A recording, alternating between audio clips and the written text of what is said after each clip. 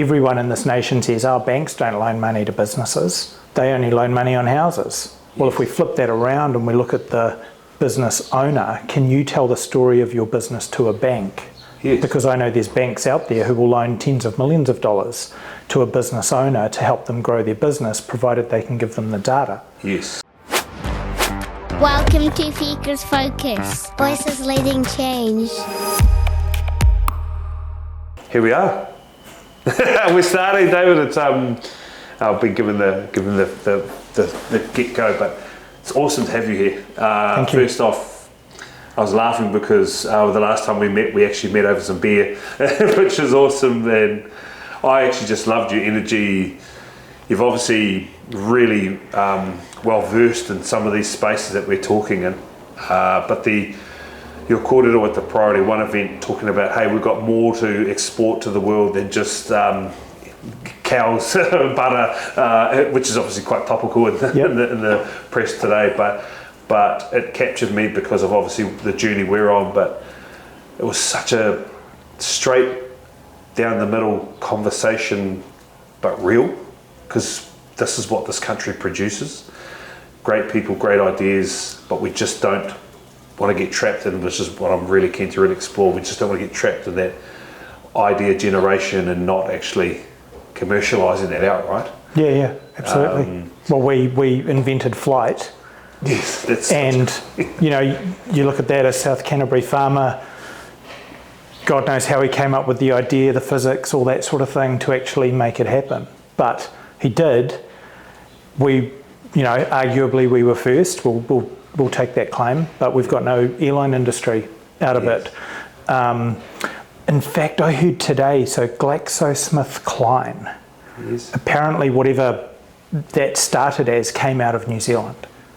Wow. Same thing, right? Massive global organisation that started from an idea someone had here in New Zealand, but it's been taken offshore and then grown into this massive thing. The other bit I talked about was, Team New Zealand. Yes. We build prototypes, much like Richard Pearce built a prototype and flew it. Team New Zealand is a prototype every time. They build a prototype, they sail it, they put it right on the edge, relentless focus on innovation, but there's no industry from it. Yeah, we're a nation of boat builders, yes. Yes. Yeah, I mean, we are known for building super yachts and so forth, but certainly not at scale. So, and then the industries we are exporting are predominantly primary industries, so we can't, they don't scale, they grow almost literally, no pun intended, right? So we can't go, let's double our forestry production in the next 10 years because it takes 30 years to grow a tree. Where's the land? What are we not using it for in the meantime? Yes. Yeah. Where did you start to really realise that this was what's probably a major factor in holding us back as a country? So I started the journey in the productivity space, and so productivity in my mind is now not quite a dirty word, but it's a word that we actually shouldn't be using at a business level. Yes. And I started the journey as part of my MBA, where I did some research into it because I work in the tech industry. I've worked in the tech industry for 30 years. I know the power that technology has to change businesses, but it's very difficult to actually get people to take on technology. Yes. And it's not because you keep losing deals or whatever, it's because they don't see the possibility. So I started looking at the productivity space and going, well, why is it we have such a problem with that? And then from that, my research came out with some of the key fundamentals, and the number one issue why we've got a productivity problem is leadership. Mm-hmm. And leadership as defined by, we don't have a vision from an individual business perspective, generalising. Yes. We don't plan, and we don't do the necessary steps, so business planning. From that, we're not thinking about our businesses from a data perspective, so we're not rolling from our business plan into having KPIs across the business for how we measure success, and then we don't check to see if we're on or off track. Yes. So that leadership piece is really key. The next bit is innovation. we actually don't look to innovate on purpose. Now, our government, they talk about innovation, but actually it's invention. We fund research and development of new things, where innovation is finding a new way to do something, right? Think about Apple. I'm an Apple guy, use all my Apple products, all my Android friends go, well, why are you using that? It's like 2 generations old, it's crap this, it's crap that, but they've assembled everything in a way that adds value. So they haven't invented anything, they just found a better way to pull everything together. Netflix didn't invent streaming. I talked about that at the talk, right? But they used that as a way to grow their business, which ultimately killed Blockbuster. Yes, and in fact I saw something that the guy who originally developed the concept of streaming, Netflix still pay him a royalty, even though I watched this on a YouTube clip the other day. They actually had to engage him in terms of, but he had a very minor role in it, but he still gets paid a royalty out of it. Brilliant. I think, and we've seen that with music, right? I remember Napster and all those things, LimeWire and all those things coming through, actually changing the whole scope of how we would receive music. Like, why would I want to buy a whole album when really I only want 2 songs off it? And I remember saving up, you had to save up less money to buy single song CDs. They were trying to innovate that, knowing that it still gave money back to the recording artist or the person who owned the rights to the music. But ultimately they were all killed off when that sort of thing came in, and then obviously now today our children will not even grow up thinking about who scratched my CD and all those sorts of things, because they can access any song in the world. Yeah, you just subscribe to it, right? Yeah. So that innovation piece, and that's just pricing model innovation, right? Yeah. I'm not selling a CD anymore. I'm giving you access to my catalogue of music, and I'll just pay the artists every time you listen to something. Yes. Right? Yes. Happy days. So that innovation piece is key, and we're not doing that, at least at scale. Yeah. Here in New Zealand. We're great at it, we just don't do it enough. Yes. So if you take the leadership and the innovation piece, the thing every business needs to then grow is cash. Yeah. So everyone in this nation says, our banks don't loan money to businesses. They only loan money on houses. Well, if we flip that around and we look at the business owner, can you tell the story of your business to a bank? Yes. Because I know there's banks out there who will loan tens of millions of dollars to a business owner to help them grow their business, provided they can give them the data. Yes. Now, if they can't give them the data, at the end of the day, that bank manager still has to get some lending out the door. So his next question is, do you have a house? Can we loan on the house? Yep. Because we've got the data behind it. Yes. So the banks are purely reacting to what's going on in the market. Yes. And it's an interesting phase, because even with Oro, with our project now as well, we've met with the bank. Not that we need to borrow it, it's not in our immediate scope right now. We certainly know the innovation is a very real thing now. We've certainly proven that. But it was hard for them to, they're not going to lend on that yet. I wonder what it looks like once we're a few contracts down. Yep. And the data shows us that sort of, because it's the same thing. Oh, okay, you want to buy a house. Well, you can't do that if you don't have a job. And your outgoings are not, minuscule compared to what your mortgage is going to be. But when we're thinking, and especially tech, because we're new to tech, even though I've been an advocate for tech for as long as I have known in the education space, I would be considered an early adopter. I was like lining up for an iPhone and all sorts of things like that. But it's in that realm where I remember even the iPod Touch and what it could do for kids, and them using it for photos and videos. Already in that space, that allowed me to capture far greater, richer learning experiences, almost immortalize it for the kids and their learning and their experiences. And that was because I was just being like, hey, there's better ways of capturing learning, of them reflecting on learning, and all those sorts of elements. I think part of being an innovator is recognizing there are just probably 10x better ways of doing things that kill off way more birds than just not 2 birds, but multiple in one go for the benefit of all. The teacher, the student, the school, the education system, the country, you know what I mean? All those amazing things. And I guess I'm fortunate I've carried that mindset into who we are today, and that is why Oro is where it is. So what do you think, because I so agree with you, and last night we were at the Deloitte's Fast 50, and one group actually mentioned Jim Collins is good to great, talked about the hedgehog principle. One thing we have often mentioned, and we're actually digging in a lot here, or Ash as a CEO, is that kind of level 5 leadership, and making sure that, you know, we've actually staged out what leadership looks like, what families, what a parent looks like. What's one critical factor you've seen in terms of leadership and the relationship between leadership and innovation around risk and fear? What's a piece of advice that we would probably offer leaders around some of those elements? I think we're not led by vision enough. Yes. Right? Like what really landed with me was your vision around how you can help support children to get in the right place based on their needs. Yes. Right?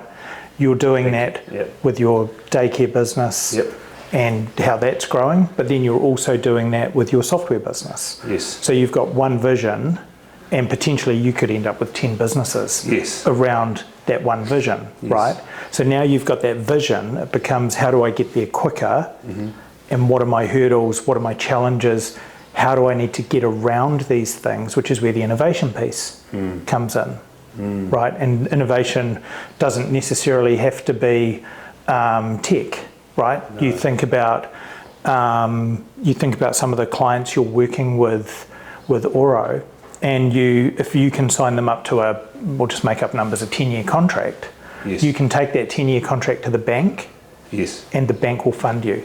And then off the back of that, your roadmap of work that you've got that you need to hire 3 developers for or whatever, you can take that money and hire those developers.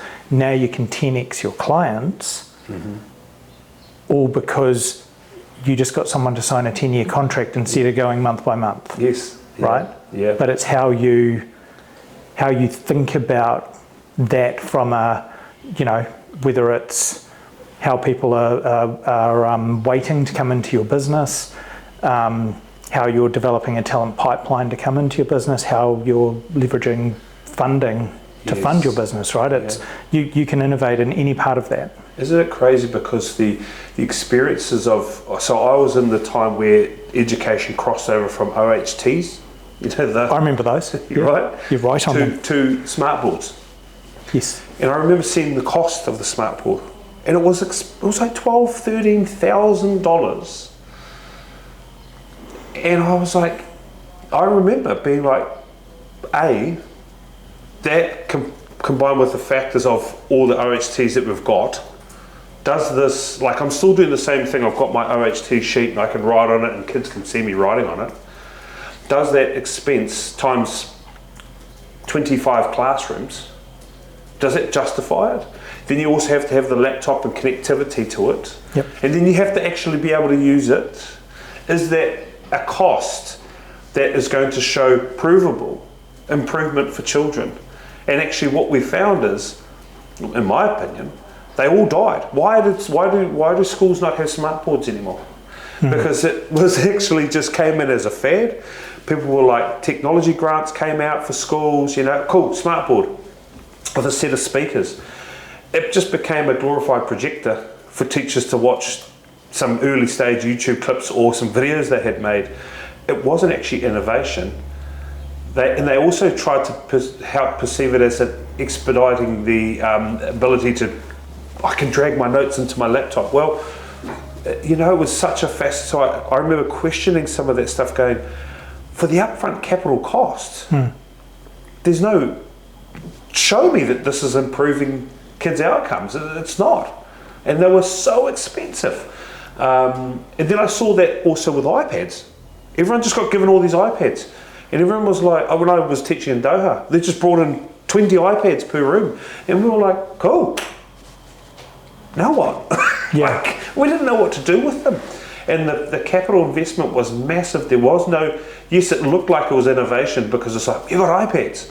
But we didn't know what to do. The user experience was very clunky, especially if you weren't an Apple, if you were still on a BlackBerry or some sort of, there was no real, it was such a huge capital expenditure for under the umbrella of innovative practice, when ultimately I don't believe it did anything substantial unless Apple Schools or something. But that's such a good example that has driven us in the vision in terms of like, provably show me what you are doing that's actually moving the needle for these children, and can you lower that costs or keep those costs right down, or invest it in far greater ways, like leadership potential or understanding environments, or those sorts, or building centres closer, so that you can talk and share and those sorts of things.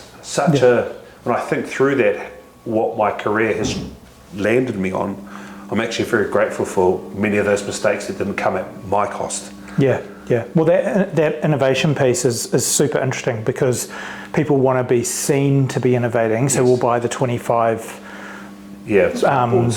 smart boards and that type of thing. But the way they should do it is we'll just buy one.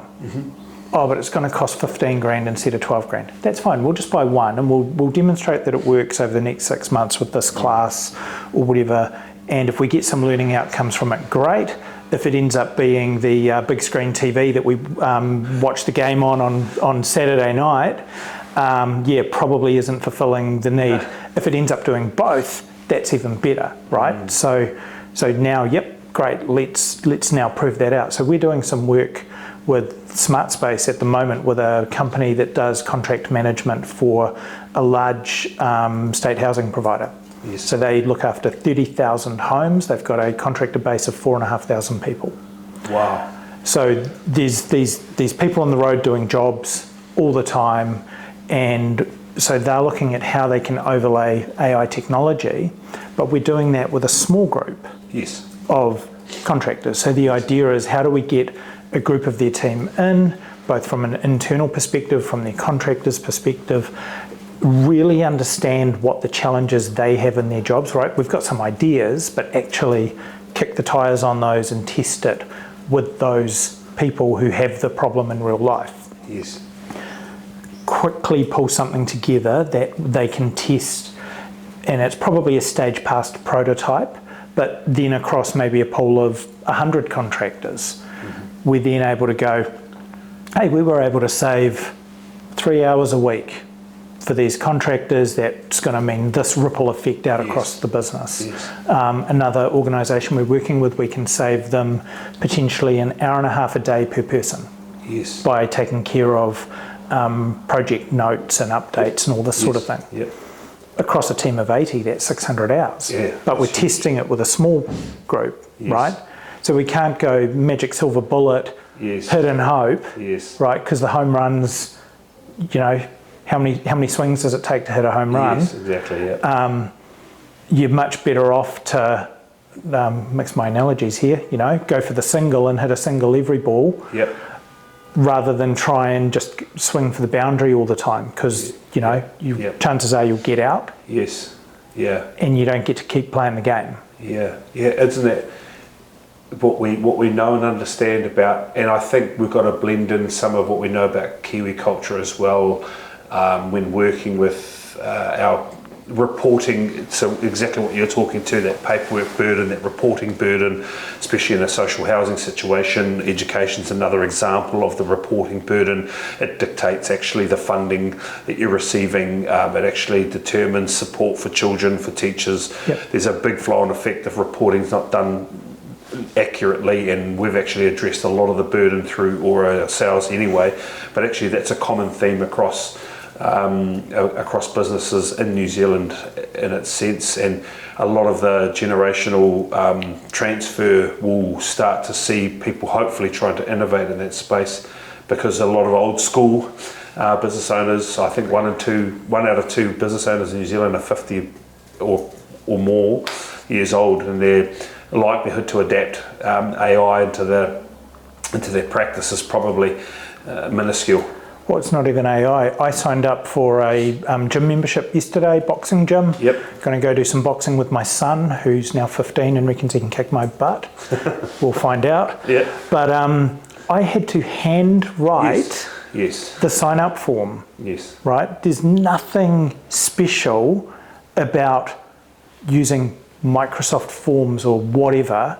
Like, that's been around for the last 5 years. Yes. Yes. Yet I'm handwriting Yes. this stuff, and chances are they'll spell my name wrong, because everyone spells my name wrong. Was that LT or versus ATL? ATTENA. But it has to be, and this has been in our hypotheses when we've been testing it, it has to be markedly faster and efficient, because it's like us, there have been innovations that have come in like nappy charts, for example, or sleep charts that they've got it on an iPad. It's not as quick as ticking, like written names there, tick, tick, tick, it's not as quick. So it has to be markedly quicker, and actually the person doing the ticking is generally not the person analysing the information. That would be someone up the chain. Yep. So because they're not concerned about the analysis, they're not concerned that, we're changing all these dry nappies, because I'm doing my job, which is I need to check that I've checked the nappy, I need to tick that I've indicated the nappy's dry and signed my name. There is no applications out there right now that does that far quicker than handwriting. Yeah. And that's been the thing within not just early learning, just education in that sense, because there hasn't been such innovation that has been so drastically quick and real time that there's just no need to adopt a different way. Even to the fact the CRM systems, they are so clunky and slow. And I was with my friend and I said to him, he was showing me, I know the school systems, the student management systems. I said, cool, he's got all this information in the CRM. Cool, can you just drag out and show me what incidents have been a real major effect on the school in the last 6 months? He said, I can't, And I said, then what is this for? But all that did was expedite that I didn't need to keep handwritten files about kids everywhere. And you have to keep them too. There's the other thing, the regulations say you've got to keep those files. It's just so fascinating in what is quite a determinant sector in this country, and what we will produce in the future, that we are so backwards in a lot of that stuff. And that's the exciting part. The exciting part. We think about education and health, I don't know the numbers off my head, but there's squillions of billions of dollars that we pump into those sectors that are inefficient and ineffective, and ultimately don't lead us anywhere. I mean, how much has the health budget risen by? Yes. Yet the queues are getting longer. Yes. Yes. So we're continuing to pump more money into systems that don't work. Yes. Rather than going, how do we fix that system altogether so that it's not inefficient, so that the funding we're putting into it will actually improve things for people. It was fascinating when I was in Doha, for the most forward-thinking group of people in the world, as the Arabs, because they've got all this capital, huge capital, they invest well as a few sports teams, but they invest well. They invested in all the technology for extraction of gas and oil. They own a lot of the patents on all that. Yet you go and fill out something at the drivers, like our equivalent of AA, typewriters, and you were like, what? Yep, type like wow. That is what they had, and I thought to myself, well, what the heck? And it's because they obviously haven't created something that speeds up the whole thing drastically. They've just stayed with status quo. And that's where in our large sectors we're going back to really closing the loop here, where we can, because we're so renowned in education, globally we are revered. I spoke at Academy X a couple of weeks ago, and part of my speech was, well, we just started with global and we just went from there. We're starting with a global curriculum. Our curriculum is world revered. That's where we get to start with this. And that's a vision that we've got to carry. We're dealing with world class right from the get-go. It's like starting a new rugby team down the line and the top 3 All Blacks walk in the door and say, cool, we want to play with you guys. Already elevates your team status and what you can do. Yeah. And in that sense, when we carry that mindset into a sector that I love, which is education, it's actually no surprise to me that we've built something now that has shown like genuine impact very quick. But without that vision, you're right, I'm not here having these conversations. Far out. Yeah. It's full circle kind of situation, really. Your son's 15. What does his world look like as he goes into whatever it is, tertiary or trades or whatever it is, when he starts to go into that space? What do you think it's going to look like? Well, this is fascinating. So my son's an introvert. Yep. So this conversation would have been over 20 minutes ago because he'd have gone yes, no, and wandered out the door. Yes. Right. But what I really see is this opportunity for generative AI to be his teacher. Yep. To help him, because he's not the kid who's going to go, don't understand that, please explain it to me. Or, my situation was I was always looking to catch the teacher out and ask them something they didn't know, because I learned by finding the boundaries and then coming in, right? So his future is going to be something where he's got an assistant that's helping him achieve things and that type of thing, right? It's how it's getting the ideas out of here through some form of assistant that's going to help him grow that into something.